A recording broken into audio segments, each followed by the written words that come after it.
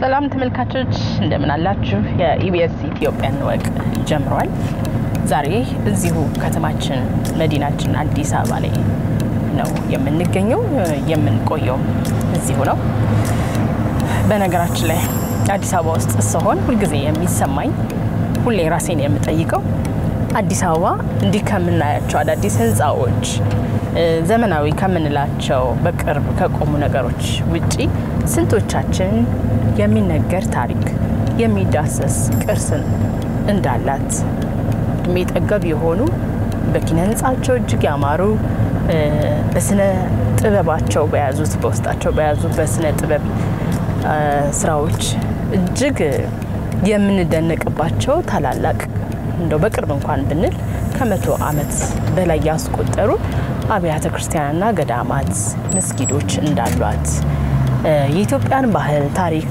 ቅርስ በጉልህ ሊያሳዩ የሚችሉ ብዙ ሙዚየሞች ቤተ መዘክሮች እንዳሏት ሐውልቶች እንዳሏት እናውቂ ይሆን አዲስ አበባን እንደ መዳረሻ ማየት እንችላለን ወይ ብለን ራሳችን ጠይቀን ይሆን ይህ እኔ ራሴን ሁሉ ጊዜ የምጠይቀው ጥያቄ ነው ነገር ግን አዲስ አበባ በሁሉም ዘርፍ ማለት ይቻላል ለአንድ ቱሪስት ሁሉ ነገር አሟልታ ማቆየት የምትችል ከተማ ናት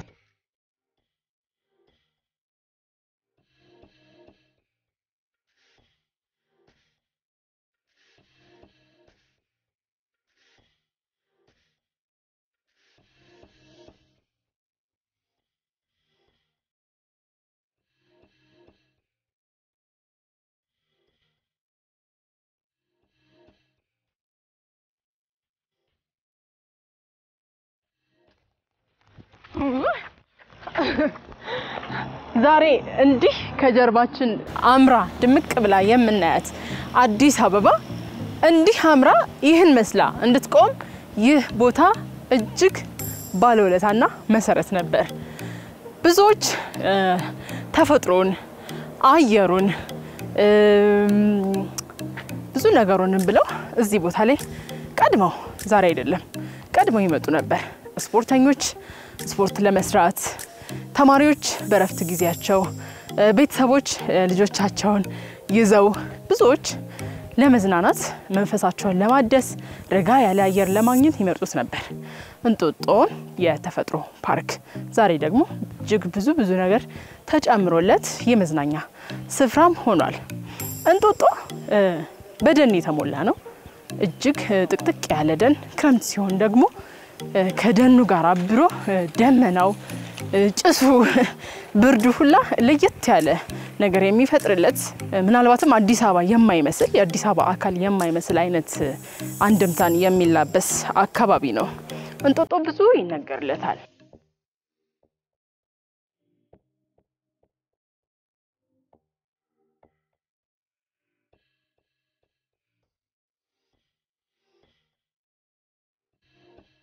በጣም ያምር ቪው ላይ ነው ቆምነው አይደል? አዎ በጣም አዲስ አበባ መልከት የሚያስችል አዲስ አበባ እናያታለን ተራሮች እናያለን እጅግ በጣም ጥቅጥቅ ያለ እና ደግሞ የሆነ ማውቀው አይነት የገጠር ሽታ አዎ ባህር ዛፍ ይመስለኛል ባህር ዛፍ ነው ለጋ ባህር ዛፍ ነው የሚታየው ይሄ የምታየው እንጦጦ ማርያም ቤተክርስቲያን ጀርባ ነው ይሄ ጸበሉ ነው እንጦጦ ማርያም ጸበል ነው እንጦጦ ማርያም አካባቢ ነው ያለው አካባቢ ነው ከቤተክርስቲያኑ ጀርባ ነው ይሄ እንደዚህ እንደምታየው መታያቸው ተራራዎች ከዚህ ከማዶ ላይ መታየው እስከ የካ ክፍለ ከተማ የሚደርስ ነው ይሄንን እንግዲህ የኢትዮጵያ ቅርስ አደራ ማህበር በአገር በቀል ዛፎች የበተካት ስራ ነው እየሰራ ያለ ነው እንጦጦ ላይ ቀደም ሲል የነበሩ ዛፎች አሉ ኢትዮጵያ ውስጥ ብቻ የሚገኙ እንደ አበሻ ጽድ ኮሶ የመሳሰሉት እና እነዚህን ዛፎች እንጦጦ ላይ ሀገር በቀል ዛፎችን የመመለስ እና ባህር ዛፍን ከቦታው የማንሳት ስራ ነው የምንሰራው ስለዚህ ባህር ዛፍ በአገር በቀል ዛፎች እየተተካ ነው ያለው ይሄ እዚህ አሁን እዚህ ጋር ባህር ዛፍ ነው የምታየው እዚህ ጋር ባህር ዛፍ ነው የሚታየው እንግዲህ ባህር ዛፉ ሲቆረጥ አንዱ ጉቶ ላይ 4 5 ሆኖ ነው የሚበቅለው ይሄ ልክ ይነቀልና ወደዛ ጋር ስንሄድም ታያለሽ እዚህ ማካይ እንደምታየው አልፎ ይበቀሉ አሉ በድጋሚ መጥፋት የሚጠይቁ ከፊት ለፊት የምናየው በአብዛኛው ጽድ ነው ጽድ ነው እሱ ተተክቶ ነው እሱ እየተተካ ነው ወጣች ዝቅ ስትይ ደግሞ አሁን ለምሳሌ ወደዛ ጋር ኮሶ ይታያል ኮሶ ያበሻ ግራር ያበሻ ጽድ ውልክፋ ለምሳሌ ውልክፋ ነው ዛታችን የምታየው ውልክፋ የሚባል የአገር በቀል ዛፍ አለ። አዎ ያው ልሻ ጥቁር ዛፍ እሱ ነው። ጥቁር እንጨት እነዚህ ነገሮች በማምጣት ወይራ እነዚህን በማልበስ ቀደም ሲል እንጦጦ ወደ ነበረበት ቦታ የመመለስ ስራ እየሰራን ያለ ነው ማለት ነው። እንጦጦ የሚታወቀው ጥቅጥቅ ባለው በደን ሀብቱ ነው። በአብዛኛው ባህር ዛፍ በባህሪው አካባቢው ላይ የሚኖሩ ሌሎች እጽዋቶችን የመሻማትና አካባቢውን ድርቅ የማድረግ እንጂ አፈር መሸርሸር ውሃን የመምጠጥ ውሃን የመምጠጥ እስሩ እጽዋቶችን አታገኝም። አንጻራዊ በሆነ መልኩ አሁን ይሄን ወርደን ብናየውና ከዛ ልክ በተመሳሳይ በምትኩ የተተኩ ቦታዎች ላይ ሄደሽ ስታይ ለውጡን ታያለሽ። አሁን ዝቅ ስንል በኋላ ሳይሻለኝ ባህር ዛፍ በርግጥ ባለውለታችን ነው። ብዙ ነገር ተጠቅመንበታል። በወቅቱ ታጼ ሚኒሊክ ሲያመጡት ከነበረው ፋይዳ አንፃር ተጠቅመንበታል ማለት እንችላለን። አሁን ግን በጣም ጎጂ ነው። ኃይላችንን እንደውም የሌሎች የእጽዋት አይነቶችን አሁን እዚህ ውስጥ ብንገባ ቀደም ሲል ያልነበሩ በፊት የነበሩና ጠፍተው የነበሩ አሁን በዚህ ፓርክ ውስጥ ከ13 በላይ ምንጮች ተመልሰው መጥተዋል። እነዚህ አገር በቀል ዛፎች የተተከሉበት ቦታ ላይ ማለት ነው። ግን ባህር ዛፍ ያለበት ቦታ አሁን ወደዛ ብንሄድ አሁን ምናልባት ክረምት ነው፣ ግን ከጥቅምት ጀምሮ ውሃ የሚባል ነገር አታገኝም። ግን በዚህኛው አንፃር ስትሄጂ አሁን እዚህ ውስጥ ወደ 5 ምንጮች አሉ አሁን ማየት የሚቻሉ የጎለበቱ የመጡ ማለት ናቸው። እንጦጦ ተራራ ለአዲስ አበባና አካባቢው ከፍተኛ የውሃ አቅርቦት የሚወጣበት አይደለ? ውሃ የሚገኝበት ስፍራ ነው። ከዛን ጊዜ ጀምሮ ከዘመነ ምኒልክ ጀምሮ ባህር ዛፍን ይዘን ቆይተናል። እንደውም ሀብቱ አልመነመነም ማለት ነው አይደለ?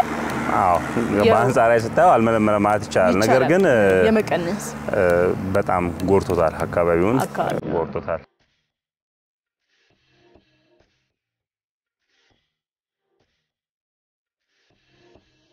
ይሄን በአብዛኛው በዛኛው ሳይድ ከምናየው ይሄኛው ባህር ዛፍ የለበትም። ምክንያቱም ይሄ በቃ ሙሉ በሙሉ ባህር ዛፍ ተወግዶ አገር በቀል ተተካ ነው። ያው አፈርና ውሃ ጥበቃ ስራ ይባላል እርከን እየተሰራለት ነው። እንደምታየው ቀደም ባህር ዛፍ ጋር የነበረው ቦታ የተመለጠ ነው። ቀደም ያሳየው ቦታ ላይ እዚህ ጋር ግን ስትመለከቱ መሬቱ ራሱ አረንጓዴ የመሆን ባህሪ ያለው ምክንያቱም እንትን ያሉ ስፖንጅ መስለት ነገሮች ቀጋ አጋም የመሳሰሉት ነገሮች ውስጡ ይታያሉ። የጥቁር እንጨት እነዚህ እንግዲህ ባህር ዛፍ ካጠገባቸው ሲጠፋ ጎልቶ ይታዩ ናቸው እና በእኛ የተተከሉ የተሰሩ ስራዎች ናቸው።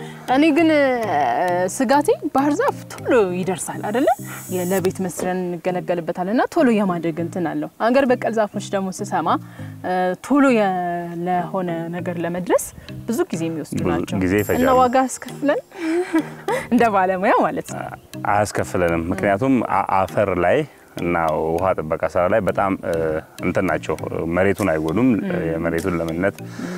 ባህር ዛፍ ግን አሁን ዘመኑም ኮንስትራክሽን ላይም ብዙ አንጠቀም፣ ብረት እና የተለያዩ ነገሮችን ነው እንጂ ባህር ዛፍ ላይ ብዙም እንትን አይደለም። እነዚህ ግን ለምሳሌ ባህር ዛፍ ለኮንስትራክሽን ጠቀመ እንደሚባለው ኮሶ የባህል ሕክምናችን ነው መድኃኒትን አይደል?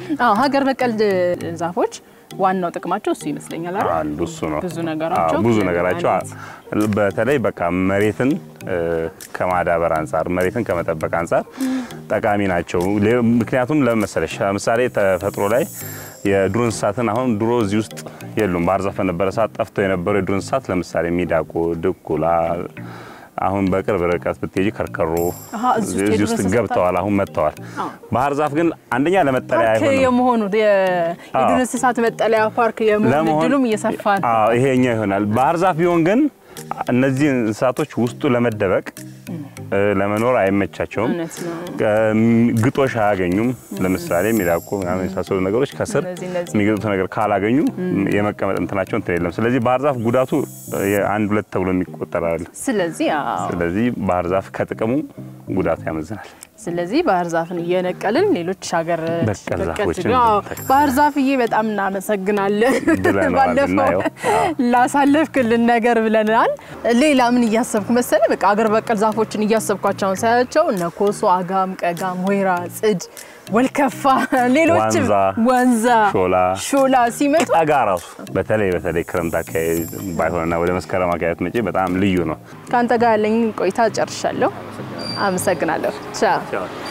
ተመልካቾች እንጦጦን በወፍ በረር እንዲያስቃኙዋችሁ ነገር ግን እንጦጦ ተራራ ለአዲስ አበባችን ከፍተኛ የውሃ ምንጭ የሆነ ለስፖርት ለመዝናኛነት የሚያገለግል ከዛ በላይ ደግሞ ምናልባትም ዛሬኛ የምናውቃት ይችኛዋ አዲስ አበባ ከመመስረቷ ወይም ደግሞ ከመታሰባ በፊት አስተውሉ ይችኛዋ አዲስ አበባ ነው ያልኩት ከመመስረቷ ወይም ከመታሰባ በፊት ከአጼ ዳዊት ዘመነ መንግስት ጀምሮ እጅግ ብዙ አመታትን ዘመናትን ያስቆጠሩ አብያተ ክርስቲያናት ያሉባት ምእመናን ወይም ደግሞ የአዲስ አበባ ሰዎች በአብዛኛው የሚጎርፉበት የአዲስ አበባ አንዱ አካል ነው እዚህ ቦታ ላይ ነው ይዣችሁ የምሄደው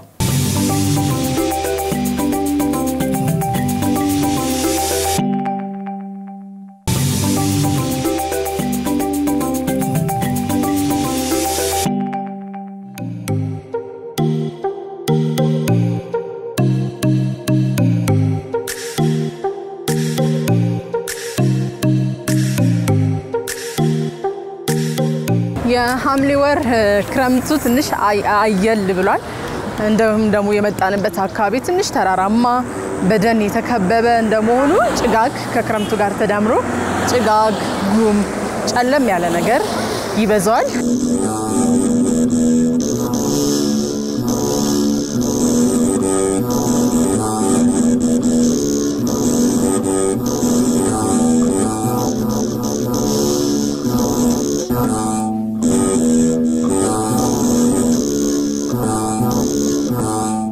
የመጣ ነው ዋሻ ሚዳቆ ቅድስት አርሴማ ቤተክርስቲያን ነው እዚህ ቦታ ለመምጣት ሁለት መግቢያ ቦታዎች አሉት ቤተክርስቲያኑ ሁለት መግቢያዎች አሉት አንደኛው አሁን የተገኘንበት ከአዲሱ ገበያ ወደ ሱሉልታ መውጫ ፍተሻ ቦታ ላይ ሳይደርስ የሚገኘው መግቢያው ነው ሁለተኛው ደግሞ በተለምዶ መለስ ፋውንዴሽን እያልን የምንጠራው በሬ ተራ የሚባለው መግቢያ ነው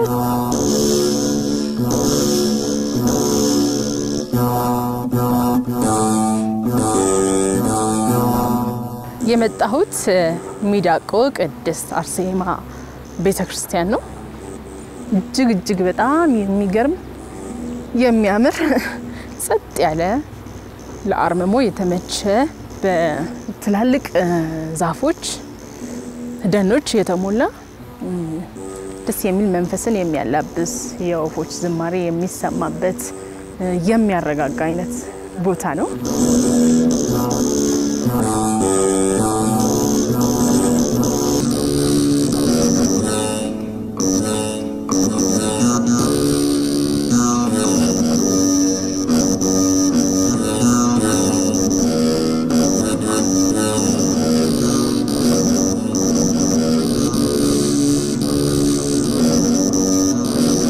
ሰላም አባ እግዚአብሔር ይመስገን ተዛናችሁ እግዚአብሔር ይመስገን ዛሬ ቅድስት አርሴማን የመጣንና ስሟ ለየት ይላል ትንሽ ከሰማ ምን ይሆን ያልኩ እየጠየቅኩ ነበር በጣም ሚዳቆ ቅድስት አርሴማ ዋሻ ቅድስት አርሴማ የሚዳቋ ነው የምትባለው የአርሴማ በየቦታው አለች የዚህ ቦታ ደግሞ መላያዋ ሚዳቋ የምትባላለች ዋሻው ከመመስረቱ በፊት የቅዱሳን ዝማሬ የስውራኑ ዝማሬ ይሰማ ነበር ያው በብቃት ያሉ ሰዎች ለዚህ ጸጋ የታደሉ ሰዎች ዝማሬውን በመስማት ወደዚህ ቦታ እየመጡ ያዳምጡ ነበር የእጣን ሽታ ሁሉ ይታይበት ነበርና ይህንን የተረዱ አባቶች ወደዚህ ቦታ በመምጣት ዋሻ እንዲፈለፈል አድርገዋል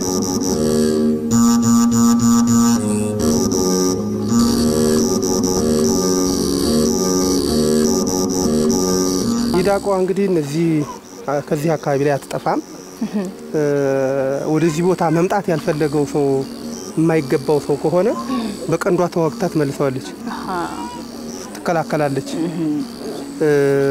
እስካሁን እስከ ቅርብ ጊዜ ድረስ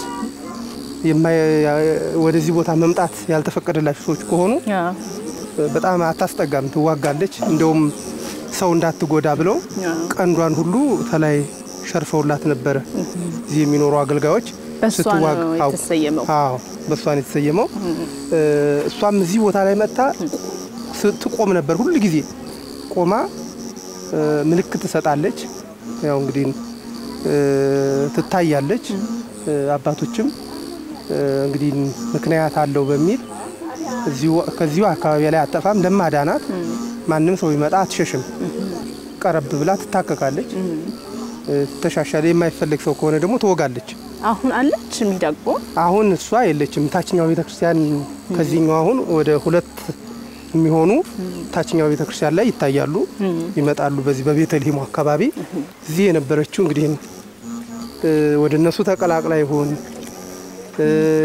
አንዳንድ ሰዎች ሰው ወስደዋት ነው የሚሉ ሰዎች አሉ ግን የሆነ ታሪካዊ የሆነ ነገር አይደለም መጥፋቷ ስለጠፋች ሰዎች ወስደዋት ሊሆን ይችላል የሚሉ ሰዎች አሉ ግን አይደለም በጫካ አካባቢ ላይ ይታያሉ አሁን ወደዚህ ወደ ጸበሉ አካባቢ ስንሄድ ሚዳቆቹ አሉ ወደዚህ ግን መምጣቷን አቁማለች ታችኛው ቤተክርስቲያን ላይ ግን ከቤተልሔሙ አካባቢና ከቃቤቱ አካባቢ ላይ ማታ 11 ሰዓት አካባቢ 10 ሰዓት አካባቢ ላይ ጭር ሲል መጥተው እዛ አካባቢ ላይ ይታያሉ ሳርም ይነጫሉ እዛ አካባቢ ላይ እየመጡ ቤተክርስቲያኑ ፍልፍል ነው አይደል ፍልፍል ነው ከአለት የተፈለፈለ ይሄ የምታየው አለት ነው ከዚህ አለት ላይ ነው የተፈለፈለው አለቱ ከተፈለፈለ በኋላ ከላዩ ላይ አርማት አድርገውታል ይሄ የምታየው አፈር ገደሉ ውሃ የሚስብ ነው ከጉልላቱ በታች ያኛው አፈር የሚስብ ስለሆነ ውሃ የሚጠጣ ስለሆነ ውሃ እንዳይጠጣ ከላይ ያለውን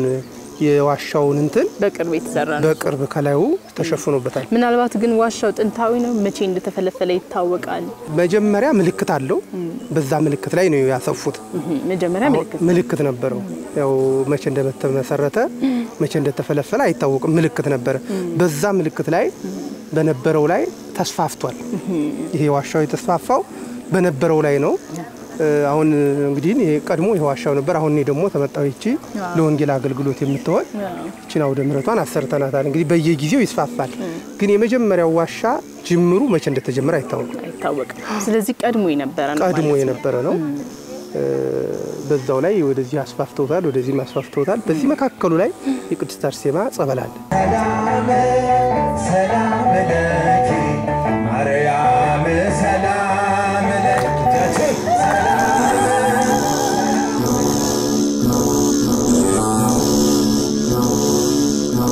ይህ የምታዩቸው እነዚህ ቆመ ብሲዎቹ በእኛ በእጅ የተሰሩ ናቸው ውስጥ ላይ ያሉት ትልልቆች አምዶች አሉ ከራሱ ከዋሻው የተሰራ ነው በውጭው ግን ያው ውበት እንዲኖረው በእንትን ተለብዷል በስቢንቶ ነገር ተለብዷል እንጂ መስተዋት አለው ይሄ በሩ መስተዋት ነው በመስተዋት ነው የተገጠመው ውስጦች በሙሉ እንትኑ ዋሻውን የሚሸከሙ አምዶች አሉ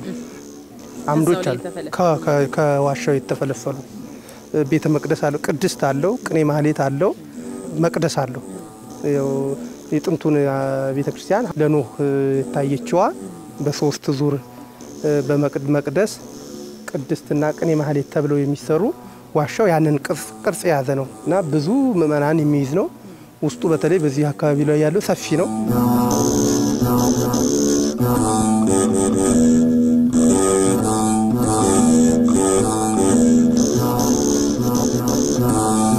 ይሄ ቅኔ ማህሌት ነው እንደምታየው ይሄ ተፈጥሮ ራሱ አለቱ ነው ይሄ ሌላ ምንም የተቀባውም የለም ራሱ ነው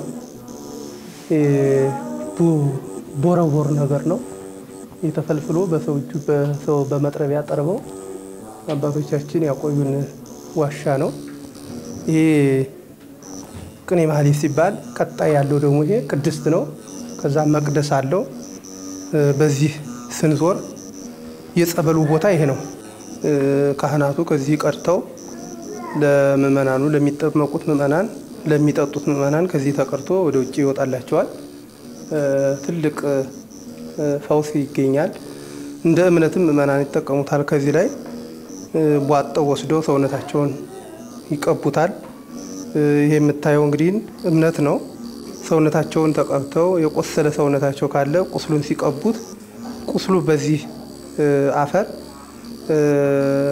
በሰማይቷ ቅድስት አርሴማ ቃል ኪዳን ይድናሉ እና ትልቅ የበረከት ቦታ ነው ይሄ ወንዶች የሚያስቀድሱበት ቅኔ ማህሌት ተብሎ ይጠራል ይሄኛው ደግሞ ቅድስት ነው ያው ኪዳን የሚያደርሱበት ገርላቱ የሚነበብበት ድርሳናቱ የሚነበብበት ቦታ ነው። ኪዳን የሚደርሱ እዚህ ቦታ ላይ ነው። ያው እንደምታዩ አሁን ዛሬ ቅድስት አርሴማ ናት።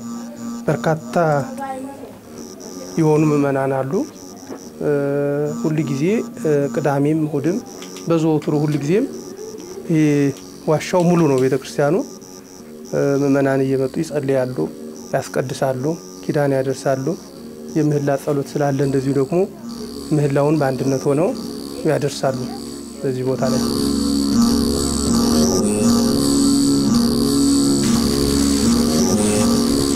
ብዙ ጸበሎች አሉ። ዋሻው ውስጥ ካለው ጋራ 10 ጸበል ነው ያለው። የቅድስት ኪዳነ ምህረት ጸበል በዚህኛው ጋር የምናገኘው የቅድስት ኪዳነ ምህረት ጸበልና የቅዱስ ዮሐንስ ጸበል ነው። ቀጥሎ ደግሞ የመድኃኔዓለም ጸበል አለ። ወደ ታች ወረድ ስንል የክርስቶስ ሰምራ ጸበልም አለ። የቅድስት አርሴማ ደግሞ የመጠመቂያ ወንዶችና ሴቶች በስፋት የሚጠመቁበት ጸበል አለ። ዮርዳኖስ የሚባል ደግሞ የሴትና የወንድ ይሄ ዮርዳኖስ የሚባለው ጸበል ለየት ያለ ነው። ሌሎቹ ያው ባሸንዳ ነው የሚጠመቁባቸው፣ ከአለት ላይ ነው የሚወጡት፣ አሸንዳ አላቸው። ይሄኛው ግን ባህር ነው። የሴቶቹም የወንዶቹም የሚጠመቁበት ባህር ነው። ሰው ገብቶ ባህር ውስጥ ነው የሚጠመቀው። ዮርዳኖስ እንግዲህ ሰፊ ባህር ነው። ያንን ምሳሌ ሰጥተው ነው። ባህር ነው፣ በክረምትም በበጋም የማይጎል ነው።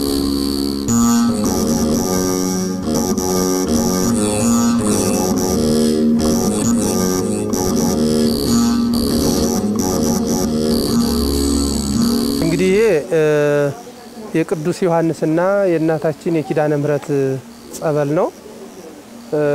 እንደምታየው ከላይ አለት ነው ያለው። ከአለት ላይ ነው የሚፈልቀው። ብዙ ህመምተኞች ብዙ ጸበልተኞች ወደዚህ ቦታ ይመጣሉ። አሁንም እንደምታየው ብዙ ጸበልተኛ ስላለ ወደ ውስጥ እንኳን መግባት አልቻልንም። እስከ 10 እስከ 11 ሰዓት ድረስ ሁሉ ይጠመቃሉ። በዚህ ቦታ ላይ ወደ 10 የሚሆን የጸበል ቦታ አለን። አንደኛው ጸበል ይሄ የቅዱስ ዮሐንስና የቅድስት ኪዳነ ምህረት ጸበል ነው። አጋንንት ማንም ሳያስጠምቀው በራሱ ነው የሚለፈልፈው። የታሰሩ እጃቸው እግራቸው ታስረው የመጡ ሰዎች እዚህ ሲደርሱ ይፈታሉ። ሰንሰለቱ ሲፈታላቸው ቀጥ ብለው ገብተው እንደምታውቁ አሁን እየሰማው ነው፣ ድምጻቸውን እየጮሁ ነው፣ ያጓራሉ፣ ይጮሃሉ። ራሱ ማንም አጥማቂ መስቀል ይዞ ሳይገባ አጋንንቱ ራሱ ለቆ ይሄዳል። እንደዚሁ ደግሞ ሽባ ሆኖ የሚመጡ ሰዎች አሉ። ሰውነታቸው ሽባ ሆኖ ይሰልና እዚህ ሲመጣው ሲጠመቁ 1 ሳምንት ብቻ ነው የሚጠመቁት። በጣም የዚህ ቦታ ታምር የተለየ ነው። 1 ሳምንት ከተጠመቁ ወዲያውኑ ይድናሉ። ይሄ ካንሰር የሚባል በሽታ፣ ይሄ በዘመኑ ደግሞ ያለው መድኃኒት ያልተገኘለት ሁሉ በሽታ በዚህ ጸበል ይድናሉ።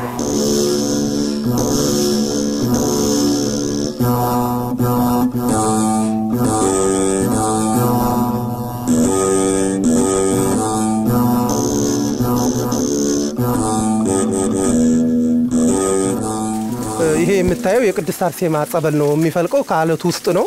ይሄው እንደምታየው ነው፣ አለት ነው ከላይ ያለው። ያኛው ደግሞ የቅዱስ ሚካኤል ጸበል ነው። ይህ ቦታ ያው ከተመሰረተ 23 አመቱ ነው። ከዛ በፊት ይህ ቦታ በስውራን በቅዱሳኑ እየታጠነ የቅዱሳን ማይጠንት መዓዛ ሁሉ ይታይ ነበረ፣ ይሰማ ነበረ፣ ሽታው ይታይ ነበረ። እንዲሁ ደግሞ ዝማሬ ሁሉ ይሰማ ነበረ። ይህንን የተረዱ አባቶች እዚህ ቦታ ላይ መጥተው ጸሎት በማድረግ ድርሳናት፣ ገርላት እንዲሁ ደግሞ ወንጌል እንዲሰበክ በማድረግ አሁን ያለንበት ደረጃ ላይ ለመድረስ ችሏል። ምክንያቱም ይሄ ጸበሉ ቀድሞ አልነበረም፣ በተሰውሮ የነበረ ጸበል ነው። ያው አባቶች ጸሎት በሚያደርጉበት ጊዜ ከአለቱ ከመጀመሪያው ከአለቱ ላይ ፈለቀ። እዚህ ላይ አሁን ሲጠመቁ ምእመናን አጥማቂ የለም። ብዙ ከመሆኑ የተነሳ ጸበሉ ራሳቸው ናቸው የሚጠመቁት። እዚህ ውስጥ ገብተው ግን ራሱ አጋንንቱ ለፍልፎ በሽታው ተጨንቆ ይለቃል።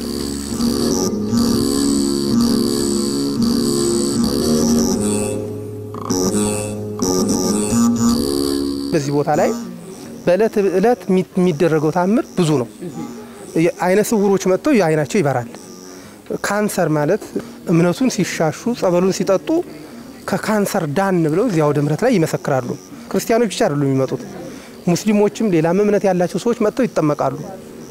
እንድናለን ብለው ያመኑ ሰዎች መጥተው ይጠመቃሉ። ይሄኛው ደግሞ ዮርዳኖስ ይባላል። ዮርዳኖስ ጸበል ነው የሚባለው። ሌሎኞቹ ሶስቱ ቦታ ላይ አይታችሁ ከሆነ ባሸንዳ ነው ሰዎች የሚጠመቁት። ይሄ ደግሞ ባህር ነው። ሰዎች በባህር ውስጥ ገብተው ነው የሚጠመቁት። ይሄ የምታዩት አሁን ትንሽ ደፍረስ ብሏል። በበጋው ላይ ጥርት ያለ ነው። ውሃው አይጨምርም። ይሄው ነው። ውሃው ይወርዳል። ምእመናን እዚህ ቦታ ላይ እየገቡ በተለይ ይሄ የሚያንቀጠቅጥ የብርድ በሽታ ያለባቸው ክፉ መንፈስ ያለባቸው ሰዎች እዚህ መጥተው ይጠመቃሉ። ወዲያው ነው የሚያድናቸው። በጣም ቀዝቃዛ ነው፣ ይበርዳል። እንደምታየው ከላይም ከታችም እጽዋት የተሸፈነ ስለሆነ በእጽዋት የተከበበ ስለሆነ ቀዝቃዛ ነው፣ በጣም ቀዝቃዛ ነው። ጸበሉ ፈዋሽ ነው። እንግዲህ ምእመናን ገብተው ራሱ ይዘፈቁበታል፣ ይነከሩበታል፣ ከብዙ በሽታ ይድኑበታል እና በጋም ክረምትም አይቋረጥም።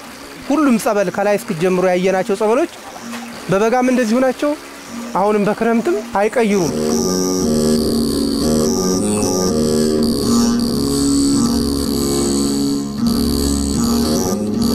ይሄ ወደ ታች የምታየው የሰማይቷ የቅድስት አርሴማ ጸበል ነው። እሱም ከአለት ላይ ነው። ብዙ አሁን የምታያቸው እነዚህ ጸበል ሊጠመቁ ወረፋ የያዙ ናቸው። ሴቶችም ወንዶችም በየተራ እየገቡ ይጠመቃሉ።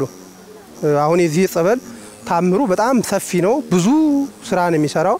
ብዙ የታመሙ ሰዎች ይድናሉ። ከዳኑት ሰዎች ውስጥ አንዱ ይሄ የምታየው ግንባታ ይሄን ግንባታ የምታስገነባንን ልጅ አፈሩ እንዳይሸረሸር ነው አሁን እያስገነባችልን ያለችው። እዚህ ጸበል ቦታ ላይ ልጇ ታሞባት ከውጭ ነው በውጭ ሀገር የምትኖር ናት። ብዙ መድኃኒት ብዙ ሕክምና አድርጎ ልጁ ሊድን አልቻለም። ልጇ ሊድንላት ስላልቻለ ወደዚህ ወደ ቅድስት አርሴማ ጸበል ይዛ መጣ።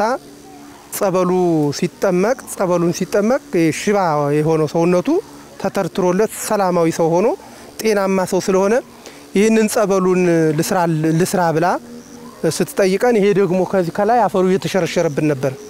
አፈሩ እየወረደብን ስለነበረ አሁን ይሄኛው ቢሰራ ይሄኛው ተሸርሽሮ ጸበሉን ሊያጠፋው ስለሚችል ቅድሚያ ይሄን ገንቢልን፣ እግዚአብሔር ደግሞ ከፈቀደ ሀብቱን እድሜውን ጤናውን ከሰጠሽ ጸበሉን በቀጣይ ሁኔታ ልትሰሪልን ትችያለሽ ብለናት አሁን በራሷ ግንባታ ይሄንን ግንባታ የምታዩትን ሰራተኞችም ራሷ ናት የቀጠረችው። ድንጋዩም አሸዋውንም ሲሚንቶውንም ሁሉንም ወጪውን አውጥታ ይሄንን የአፈር ግድባት እየሰራችልን ያለችው። ይሄ የተደረገው ደግሞ በጸበሉ ምህረትና ፈውስ ያገኙ ሰዎች ስለሆኑ ነው።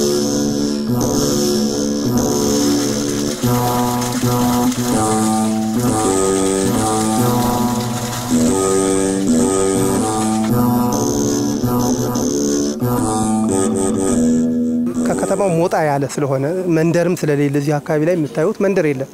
ነዋሪ ህዝብ አለመኖሩ እንዳትታወቅ አድርጓታል። ብዙ ጊዜ ስንመጣ በጣም መንፈስ የሚያረጋጋ ነው። እንደምታዩት እጽዋቶቹ እንግዲህ በቅርብ የተተከሉ አይደሉም። በጣም ብዙ ዘመን ያሳለፉ ያስቆጠሩ ናቸው። እቺ ቤተክርስቲያንም ከጽዋት ማዕከሉ በፊት ናት። በዚህ ቦታ ላይ 2 ጊዜ የንግስ በዓል ይከበራል። ታህሳስ 6 እና መስከረም 29 የቅድስት አርሴማ በዓል በሰፊ ይከበራል። ብዙ ምእመናን ይመጣሉ። እንግዲህ ወርሃዊ በዓል በ6 የወንጌል አገልግሎት እዚሁ ምእመናኑ በተገኙበት ቅዳሴም አለ። ምእመናን ይቆርባሉ፣ ያስቀድሳሉ። እዚህ ቦታ ላይ በወር በገባ በ6 ይቀደሳል። በአመት 2 ጊዜ ግን ክብረ በዓል ይደረጋል። ከዛ በተረፈ ከአመት እስከ አመት ምህላ አለ። የምህላ ጸሎት ይደርሳል። እዚህ ኪዳን ይደርሳል። ገርላት ይነበባሉ። እዚህ ቦታ ላይ አንዱ ምህረትም ፈውስም የሚገኘው የጸሎቱ ውጤት ነው የሚል እንትን አለኝ እምነት አለኝ። ቅዳሴ ግን በወር 1 ቀን ነው የሚቀደሰው የቅድስት አርሴማ ዕለት።